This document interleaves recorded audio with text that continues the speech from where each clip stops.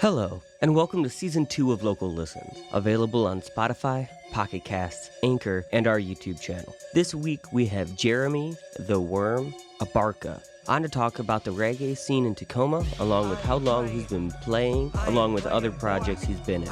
We talk about the evolution of his sound and what instruments he plays, also about how he got started in death metal. We talk about the growing reggae scene in Washington and the festivals, shows, and open mics that it has brought to the area. Hello everybody, welcome to this week's episode of Local Listens. I am Bailey of Bailey Ukulele. And I am Shane of Sanatorium Hill, and this week we have... Wurm. Bro, I'm really excited to have you on. Like, it's been a while, we've been talking about it, and now we're finally getting to it. So, Oh man, I really appreciate it, dude. Thank you guys. For sure, man. You know, your rap and your reggae and stuff, like this is, we've been wanting some diversity, so this is cool, man. So, how long have you been playing music for? I actually was thinking about that today because someone was asking me about a guitar chord, and I was like, man, I think I'm getting old, dude. I've been playing for 16 years. Wow. I'm like, man, dude. Damn. Yeah, I just turned 30 this year, and I was like, yeah, it's been half my life, I guess, but I can't really complain, you know? Right, there you go. So, was guitar like your first instrument you learned? So I started like producing beats and just using loops, and with my brother Joseph. One day he was at work, and I was using GarageBand at the time, and this is like, I don't know, probably 16 years ago. He was at work one day, and I started using different instrument loops and started pasting them together and making songs out of other people's instruments of how they played and everything. And he came home one day and I showed him a song, and he's like, whoa, dude, this is actually really awesome. So we started like playing with beats and doing that. And then I moved up to being like, well, if I can sample other people's instruments, why don't I just learn how to do it myself so I can do it my way? So I started that, and then, I don't know, I was always fascinated with playing bass. Yeah, because I know bass is like your main instrument. I've seen you play the bass, man, and you're like, Thanks, crazy. dude. I love playing guitar too, but even if you see me play guitar, I play with my fingers. Like, I like, yeah, and then that's why the bass was like, oh man, this is real heavy, and I love the tone, the slap tone. Right, yeah, no, that's when it gets funky like that, man. Oh, it's the best. I play a lot of death metal too. That's what I started off playing. Oh, right on. Yeah, dude. I respect anyone that can play death metal. I could never do it because, like, I can't keep up with everybody else. I'd be like, guys, I'm way behind. Like, dude, you got to do some ukulele death metal. Bro. Oh, yeah. So, okay, so you play the guitar and you play the bass. Are there any other instruments that you do play? Yeah, I can dabble on drums pretty good, and I like playing piano too. And making beats too, like all I had, I couldn't like afford any guitars or anything, so you always get like somebody blows the dust off of an old MIDI keyboard they had or something. Right. And you're like, oh yeah, I could just plug this into the computer, and it's like, oh wait, well, I can make drum beats on this piano, I can make this sound like organs or horns. So yeah, that's how I kind of just learned scales on a piano. So I mean, when they say once you learn it on one instrument, it's easy to transpose it to the next one. So I mean, once you learn it on piano, then it's easy to kind of figure it out from there onto the guitar or whatever other instrument you're gonna play next. Oh, for sure, dude. I know people that just rip the piano, then it's just like, oh, I don't really play guitar, and then they just go crazy with it. Yeah, for real though. So I know you were in the Approach, and you were in a band called Power Laces. How many other bands have you been in? Like, did you start in the Approach and then build other bands off of that, or? Yeah, so I started. Joseph and I, we started in this band called Forever Green, and that's probably when I was about 17. We had our friends that were Hawaiian, and our other buddy Saleh that was Samoan. They had this jam spot, and they were already in a band called Hot Steppa Crew. Okay. And Joseph and I would go over there, and that's when I started like actually being able to pick up real instruments. Right. And we would go over there, and then both of us and that band joined into one band called Forever Green. Okay. And Yeah, that was like pre-approach, power laces stuff as well. And then I started, like I said, making beats for Joseph and I, and we had way back in the day we had this hip hop group called Verbal Vendettas. And Ooh. that's what yeah, that's what we were called, and that's what we started out. There's probably music of that somewhere. I need to find it one day, dude. But yeah, started doing that, and it was pretty funny, dude. We were talking about like I made a song. I remember it was like about reading books, like just different styles of books, and just like I don't know. It was just some funny stuff we were doing when we were younger. Fuck yeah, that's cool. Yeah, Yeah, dude. that's kind of cool though that you like musicians that have been playing for a while, so it's not like so they can kind of teach you things. Like you're not just sort of like, oh, we all don't know how to play, so let's just try to make a band. I feel like that's like I don't know. I know a lot of people that kind of started playing music like, oh yeah, I just want to be in a band, and so they like didn't know any instruments, but it's kind of cool having like. I don't want to say like teachers, but like sort of like mentors, I guess. Like when you're playing in the band together, like and can sort of help you through like all the stuff. I don't know. First, no, dude, 100. And like my buddy Pat, we were in a death metal band together around the same time, and we were called Decapitated Corpses. Nice. And yeah, and one day he hit me up and he was like, "Yo, dude, you're gonna play bass for us." And I was like, dude, I don't even know how to play the instrument, really, you know. Yeah, And, yeah. and I was just like stressed out. And he would just come over every day and just show me the songs. And he was Yes, like, that's "Well, what I'm saying, man. Like yeah, it's great dude." having people like that. And like, yeah, that's what got, I think, just getting thrown into it and getting that like helped my chops get up a little, you know. So yeah, so you played in those bands, the death metal band and your little hip hop group, and then the band with your Hawaiian buddies, and then after that you started the Approach. Which, by the way, if no one on this podcast listening has heard that band before, go peep it right now. That shit, Thanks, dude. I'll tell you what, that's my favorite reggae band, bro. I'm telling you. Yeah. So did you guys start the band when you came up here, or did you guys already have that band when you were living down in California? No, we actually started it here.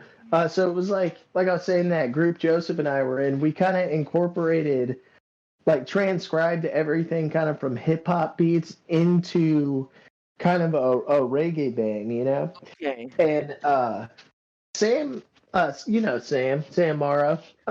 We were ending up jamming one day, and Sam is obviously, that dude's a metalhead. We ended up and jamming with the drummer Bayo, and showed Joseph what we were doing as well. And Joseph is just a madman. Already had just so many lyrics in his head, and Sure, just yeah. I could already tell he was just the front man right when he walked into the room, Right. you know. So it's like, Hell yeah. and yeah, we started that all in Tacoma, and Okay. we used to jam at a house called Ninth and Union. Okay. It was it was literally Union and Ninth, the corner house right next to the bus stop, and yeah, we had Damn. some wild times there, dude. Some wild parties and stuff. And that's cool. So yeah, so you were in that band, and then I don't know exactly when it happened, but like all of a sudden, like everybody was like talking about your band. I was like, all of a sudden, it was like if you walked down the street, what you heard was, oh yeah, the Approach are playing tonight in this place. I'm like, bro, like I literally just met you all yesterday, and all of a sudden everyone knows who you are. Like, what's going on? Like, am I missing something? I was so confused. I was like, everyone's like talking about your band and shit. Like, what? I know, man. We've been knowing each other for a long time too, huh? Dude, I met you when Half Pint was still called Meddy's, bro, and that was a long time ago. That was classic, dude. That was like, For real I though. remember that was like my first cooking job too. Is Yeah. Josh actually hired me there, and I Yep. was like, awesome, dude. Yeah, I just remember like we were sitting there one day, and like Joe came up and was like serving us whatever, and he was like, "Yeah, my band's playing." And I'm like, instantly, like you can even ask my family. Like I literally went, "You're in a band?" I like turned my head so fast. I was like, "Excuse me." Like music, okay, and then yeah, he like sent me a link to something later, and like I was like listening to it, and I was like, yeah, I need to go see these guys play. And then I think my first time I ever saw you all play was at the rooftop of Meddy's for Art on the Oh, Ave. dude, That was a crazy classic. show.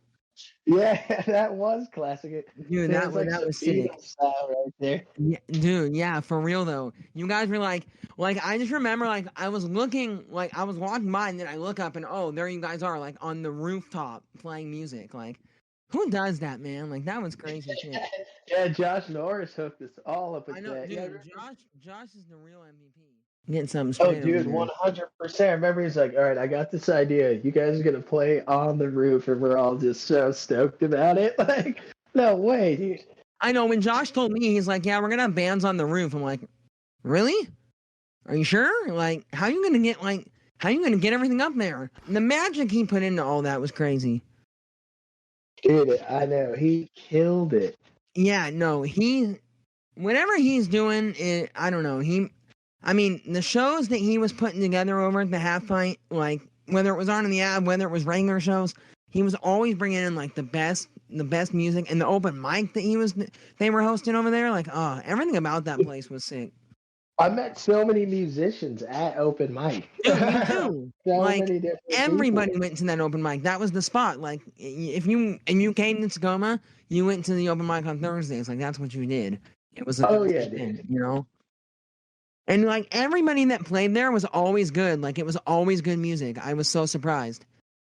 Yeah, Like and then that's when people, I feel like because of that, that's when people started putting other bands together. Like, oh, I seen I you know. at. I mean, shoot, that's how Bailey Ukulele pretty much started up. Like, Oh, yeah, dude. you know, I was playing the ukulele, but I wasn't playing it for people. And then someone suggested to me that I start playing like open mics. And I was like, I don't know. And then I heard Half Pint was doing one, and I'm like, okay, if Half Pint's doing one, I'll go down there and I'll check it out because like I know everybody that works there and know everyone that goes there. So like when I go to play, it'll just be like playing for my friends.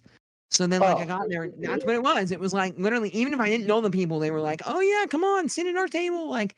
Bro, we loved it. Like, play some more yeah. music. Like, I yeah. mean, you would always come in and rip it up, dude, even when I Bro, was I working. was there. Yeah. I think I was probably there the most out of everybody. I was there, and except for the host, I was there like every Thursday. You saw me there at 8 o'clock. I was right there, like Yep. ready to go. What would you say is like the best show you think you've ever played? Oh, man. Oh, man, I remember playing with the Dirty Heads, dude. When they were on, Oh, it was on the Cabin by the Sea tour, dude. That was, yeah, it was a sold out show at El Corazon, dude. And oh yeah. that was just that, like, there were so many people there. And that's kind of what got our name thrown around because there were so many people at that show. That makes sense. But dude, Dirty Head, that's sick. I like I Dirty know, Head, man. dude. And they were just here on Sunday. I know. Yeah, they were just in town. Bro, But they played Reggae on the Way, didn't they? yeah, Dano's killing it too. Yeah, Always bringing dude, all Danos, the people. yeah. How, bro? I saw pictures of that festival. That stuff looked crazy. Dude, I know. I wasn't even able to go because I had to be up at 5 a.m. But everything I saw looked awesome, dude. No, I was in your same situation. I couldn't go because I had to be up at 6:20. So I was like, realistically, if I go, I know I'm gonna want to stay out later than I'm supposed to. I'm gonna because I guarantee you after Reggae on the Way is over, there's gonna be some sort of after party or something. So I'm like, Sure, dude. right. So I'm like, I'm gonna want to go to the after party, even though I know it's not a good idea. But I'm gonna go anyway, and then I'm gonna get too tired in the morning, sleep through my alarm. I'm like, yeah, it's not worth it. Dano's killing it. Like he'll do his thing. Like I'll see the pictures. We were camping in Packwood all weekend too, so I was like coming back kind of late, and I'm like, oh man, Right. dude. Like Yeah, and I'm just like, man, dude, it's so like awesome to have like Steel Pulse play in Tacoma. right. I know. I was like, I was so mad because it was Dirty Heads and Steel Pulse and Jay Boog, and I'm like, bro, I need to be there. Like I should be right in the front of the stage screaming all the songs. Like yeah, no, I was surprised at the bands he was able to get, like, because, you know, with COVID and everything, like, and then all of a sudden I just see, like, a festival, like, poster. Speaking of COVID, though, like, how has COVID been with you and, like, your music and stuff? Have you been, like, writing some new songs and everything? Oh yeah, dude. Well, Dude, because I was working at the top of Tacoma, and then we were right, closed for a while. And I mean, I was there for so long, dude, and we right. were closed for a while.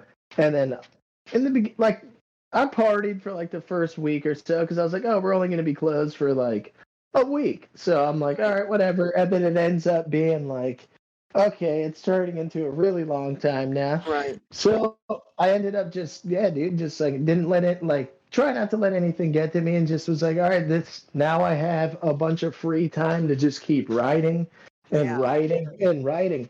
So yeah, I have so much unreleased music right now.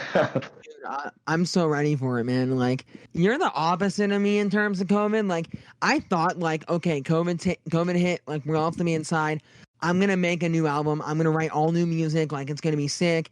Like, Bailey Ukulele is gonna come out with his next reggae thing, and like, cause I've been like really like wanting to do some more reggae stuff, and I was like, it's gonna be like reggae, but with like pop punk vocals, and like, I had this whole idea, and then I started writing, and I got like one song done, and then I was like, I don't like it, tossed it, never wrote another one. I was like, I couldn't get inspired. It was like COVID was making it so I couldn't go experience things and come up with new ideas for songs. And then everybody was like, Okay. write a quarantine song. And I'm like, everyone's going to write one, though. Like, that's not original now. Yeah, for sure, dude. No, I have plenty of songs. I'm pretty sure I have like 5 albums of unreleased half songs that I've done. Like, Jeez. just like writing it and then just like, oh man, well, let me go to the next one. It's like I should have already went back and finished it. You're going to release like a demo CD of just like half songs? Like, That would actually be pretty funny. that'd be sick, bro. Just And then half like, songs. and then just release like a part 2 where it's the other half. Dude, That that'd would be actually hilarious. be so You gotta funny. listen. You gotta listen to the albums back to back to understand what's going on. That's so funny. Dude, that'd be hilarious. Shane, have you written any new music since quarantine started? I wrote a song about needing coffee. I wrote a song about DB Cooper. Nice. And I think that's about it. At least you wrote songs, man. I finally got around to writing a song recently because the inspiration came from my girlfriend. So I was like, it's something new. So then I was able to finally write a new song. So like, other than that, no, I literally have not written any new songs since. I've learned like new covers since quarantine, but I haven't learned any new songs.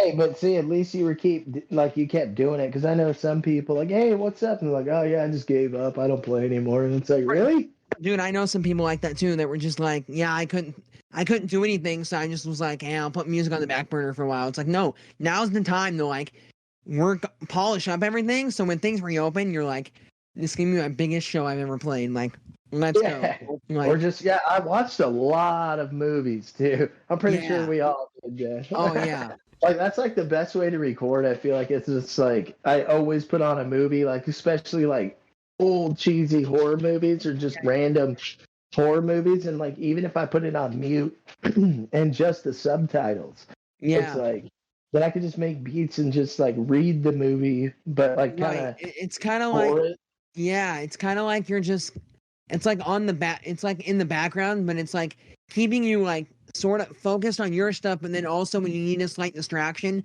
you can look over and be like, oh yeah, like watch the movie for a minute and then come back to it. Like it's like a breath of fresh air kind of thing. Talking about like bands and like bands that you've enjoyed, like what are some of like your favorite bands or maybe like influences you have for your music? Oh man, yeah, it's funny because like I don't know, I love '80s death metal. That's just always been my favorite thing, dude. Hell Like yeah. even like I mean, one of my favorite bands is Deicide. I love thrash metal too. But like even if you listen to like old approach songs and whatnot, like I'm pretty much playing metal bass lines, but just Yeah. slowing them down and making them fat. There have been a few times I've seen you guys play where I'm listening to it and I'm like, right there, I can hear somebody like do like a hardcore scream. Yeah. You know what I mean? Like, you know what would be sick? And I don't know if this has ever been done before. What about like reggae screamo music? Is that a thing? Like, so we looked it up, and reggae metal is a thing, but it's not like a. In the way that we envisioned it, it wasn't how they were playing it. But like, our idea was to take like reggae music, but then throw like metal vocals over the top, so you're getting like hardcore screaming and then like reggae like vibes. Like we were like, dude, that'd be sick. For reggae metal, you should check out this band. I remember, man, this is like 11 years ago. I think it was still when MySpace was going on, dude. It might have been longer than that. This band called 20 Weight, like the number 20 and then WT. And dude, they have the gnarliest like metal riffs. and then it breaks down into like reggae ska, but the guy kind of sounds like Sting from the Police. That sounds incredible. I'm gonna have to look that up. I'm Dude, excited. it's yeah, I know. I Yeah, bought that the sounds CD pretty for exciting. $1. Yeah, dude, I bought the CD for $1. Like when I was all younger, like what bands play the two musics that I like, and then just kept looking and looking, and then you just keep going and going and going. Dive down the rabbit hole. Yeah, and then I found them, and I was like, $1. I think I can afford that. Right? Shoot. Dude, that's sick. So yeah, so like what kind of bands you think would be like influences or favorites? Like I'm sure you have a long list. Everyone you've ever asked has like such an extensive list. They're like, I'll give you like my top 10 because there's way too many to name. Oh, dude, I have quite a bit. Obviously, I love the Police. Sting rips it. Yeah. I love Passafire. For hip hop, Dilla for beats. Um, MF Doom. I used to love Brother Lynch back in the day too. Nice. Yeah, dude, Hyroglifics. Oh, I Dude, like that. Hyroglifics is filthy, dude. Yeah. And then I love Little Dragon. Little Okay. Dragon's one of my favorites. Man, I'm trying to think of anything new that I've been listening to nonstop. Yeah. Because I like, I like Flamingosis. He's like a DJ, but he makes like kind of like Spanish disco electronic music. He uses like a lot of like flamenco style guitar mixed with just like horns and a bunch of stuff like that, dude. Yeah, monophonics. I just like I could just go forever, and everyone knows. What I'm saying, like every time I ask this question, I feel like I'm opening like a can of worms. Like we just go deeper and deeper down. Like if you want the extensive list, man, you can hit them up. But like, Well, for everybody, it's gonna be super long. Like there's always gonna be Oh, bands yeah. and every time I get a new CD, I was like, "Oh man, this is like one of my favorite bands," and everyone's I know, like, "I right? thought the You're other." always like, oh, that's yeah, for sure. Oh, I just recently got back into the supervillains. oh, dude, I love the Supervillains. Yo. Did you? Yeah, we played with them a couple times. Yeah, I was there at the the senior Jazz release Bones? one. Oh yeah, dude. Yeah, no, that was sick at Jazz Bones. That was a fun show. I remember I was super excited that day because like it was a school night, but I was like, fucking, I'm gonna go. It's an all ages show and the approach are playing, like I gotta go. And so I was like, Mom, I'm going to the Jazz Bones tonight. She's like, by yourself? I'm like, yeah, don't worry, the homies and the approach are playing. Like, it's cool. Like, I'm going down to see him. She goes, oh, okay, whatever. And like I go down there and I'm like, I'm mainly there to see you guys, and like I didn't really know the other bands. And then like I get there and it was like I think it was you guys, Phasers on Kill, and the Supervillains, and I was like, damn, like every band slapped so hard. Yeah, because that's Dana's old band too. Like that show was like honestly like super high quality. Like it was sick. They're from Washington. I forgot what city, but there was this band called Yogo Man Burning Band. Their drummer would play in the front too, and he would sing as well. Hell yeah. I saw them play at a wedding once. One of a family friend of ours. Dude, yeah, a family friend of ours was having a wedding at Orcas Island, and we went, and that band was set to perform at their wedding, and they were like so good. It was like funky. Yeah, they're like, really good, dude. No, it's like I don't know how to describe it though. It's sort of like funky, but like kind of bluesy and kind of like I don't know. I can't describe it. You just gotta go look it up. Then they kind of have like that ska horn section. And it's so good. I don't even know if they're a band anymore, but if they are, they really should be. They really should come back and do something. That's what I was hoping. Like one of the main things in COVID too is looking up all the old bands you used to see. Like, are you guys please work on something? Please. Yeah, please come on, put out something new. Yeah. Speaking of which, do you have anything like new that's coming out soon? I just released a new metal song yesterday. But I released a new video and a new song with an Italian producer from Italy. His name is Clumby. That came out maybe 2 weeks ago, 3 weeks ago. Hell yeah. Oh, yeah, that's awesome. Yeah, the song is called Aw Shucks. And like I found him listening to a Spotify playlist. And I was just like, man, this beat is so awesome. And I was like trying to replicate it. And then I was like, I can't do it, dude. There's no way I can replicate this beat. Yeah. So one night, found him on Instagram and hit him up. And I was just like, hey, man, here's my music. I don't know if you ever want to collab or make some music. I really like this song. And he messaged me back and was just like, yo, man, you could just use that beat if you want to. Like, it's yours. Oh, yeah. And I was like, no way, dude. And we ended up collabing and shot a video for it. And Nice. yeah, And dude, is the that video. everywhere, like Spotify and all that? Yep, Spotify, iTunes, all that good stuff. Hell yeah. That's what's up, man. Putting out. That's one thing I loved about COVID was that people were putting out new music, like from their house, like they were making new songs to put out, and I was just like, yes, like it won't be all boring during COVID. We can listen to new songs, like. Oh yeah, dude, and like that's why even like podcasts too.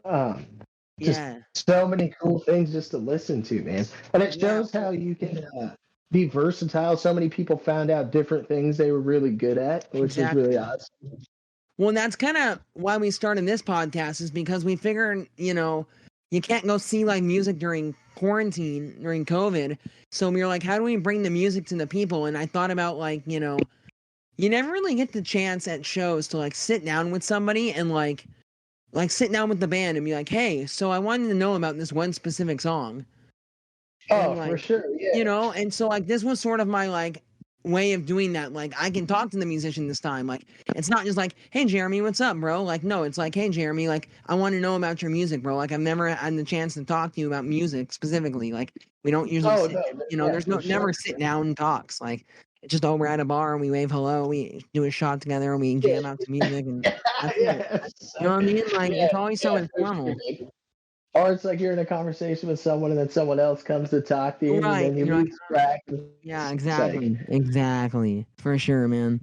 One thing I did want to say though, and I wanted to make sure I wrote it down and I wanted to make sure I highlighted it. Mr. Informer is by far the best folk song, and no one can change my fucking mind.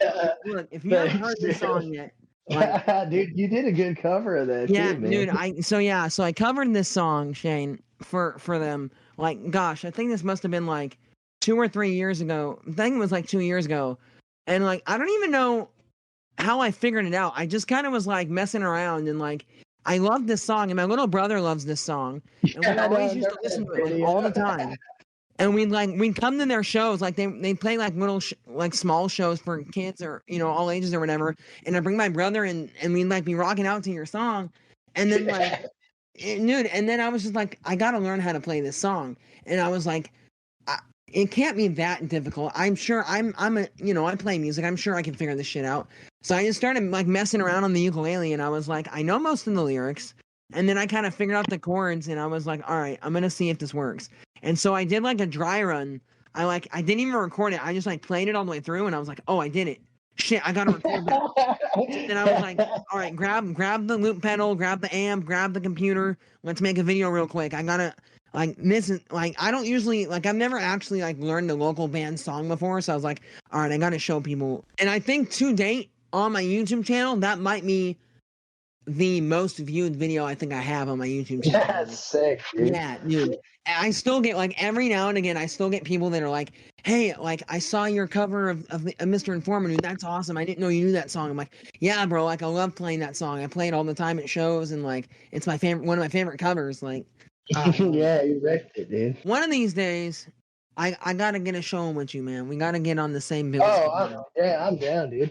Dude, yeah. I've been wanting to book a show with you guys, but like, cause like with COVID and everything, we weren't able to play shows. And then before COVID hit, it was sort of one of those things where like the shows were kind of like no one's really sure like what, like, oh, are we playing with these guys? Is it this band? Is it this band? Like I never really quite could figure out like where like the music was fitting in, because like the music was like either you went to like the Plaid Pig, you went to Real Art, you went to the Valley, or you went to McMinimans, and that was all we really had for music in Tacoma. Like, so it was like if it wasn't those, or Airport, or so if it wasn't one of those venues, you had to go to like Seattle, and like I was like, man, I can't go all the way to Seattle for a show to play a show. Like that's way too far. And like all the local shows in Tacoma were always like, yeah, we got like 6 bands on the bill. It's like in like a week they got like 6 bands. I'm like, yeah, I'll hit them up for a show later, like, you know. So, but one of these days though, we'll get it together. Damn, this has been really fun. I mean, I'm happy that we finally got you on, man. Like I said, we've been talking about it forever, and thanks so much for jumping in and talking music with us and stuff. And thanks for having me, dude. It's cool to just reminisce and catch up on Here's stuff. a track from The Wurm entitled Ain't Playin'. We hope you enjoyed this episode and hope you tune in next time. Thank you so much for your support and have a great and music-filled week.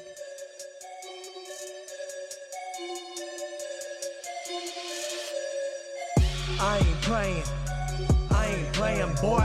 I ain't playing, boy. I ain't playing, boy. I ain't playing, boy.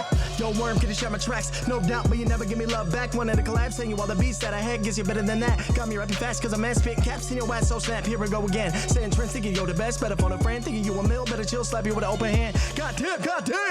Pick your 2 cents up, that's all that you're worth. Talking on gram, think you're the best with your words. How many shows have you played? How the 2 can't really sing, everything sounding the same. How many beats have you slayed? How many flows have you tamed? Oh, none, motherfucker. Your style is ripped off when you're not in the room. Whole crew says your shit sucks. I eat 'em up, beat 'em up, beat 'em up, beat 'em up, beat 'em up, beat 'em up, beat 'em up. Look at the lyrics, they feeding them. You know who I'm speaking of. If you wanna come back with a track, put you in the quicksand. In fact, I'm fucking cracked. I ain't playing, boy. I ain't playing, boy. I ain't playing, boy. I ain't playing, boy.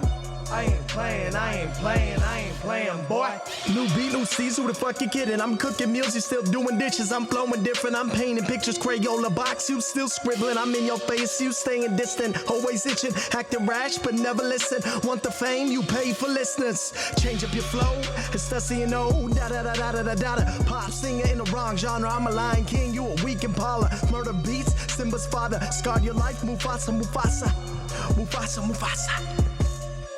I'm a heart stop, a cardiac arrest. I'm armor piercing, you made a mesh. I made a mess, same for the head. Brain splatter, who's fucking next? Who's fucking next? Who's fucking next? I ain't playing, boy. I ain't playing, boy. I ain't playing, boy. I ain't playing, boy.